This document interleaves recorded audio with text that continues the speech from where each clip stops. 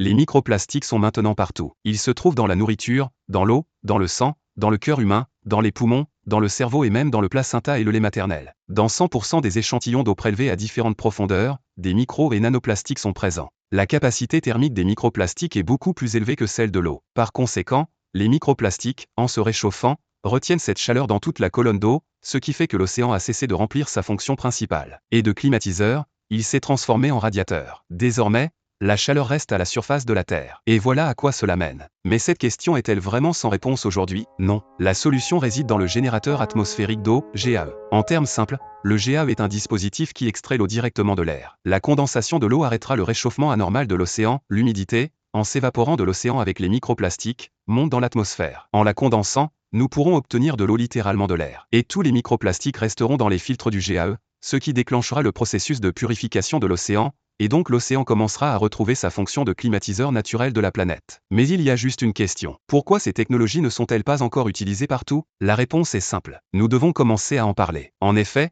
la condensation de l'eau résoudra le problème de la pénurie d'eau dans toutes les régions. Actuellement, un grand nombre de personnes souffrent de la sécheresse. Cela résoudra le problème de l'alimentation, permettant l'irrigation des sols sans entrave, ce qui améliorera l'état de l'atmosphère, mettant fin aux précipitations anormales, et nous gagnerons du temps pour résoudre les questions climatiques. Par conséquent, cela sauvera nos vies, celles de nos proches et celles de milliards de personnes sur la planète. Récemment, un film marquant intitulé L'eau de l'air. Le moyen de sauver l'humanité est sorti. Je vous le recommande vivement. Il aborde en détail le sujet de notre discussion d'aujourd'hui et toutes les perspectives qui nous attendent dans un avenir proche, si nous trouvons maintenant la force de parler les uns aux autres de ces technologies. Partagez cette vidéo et construisons ensemble un avenir radieux.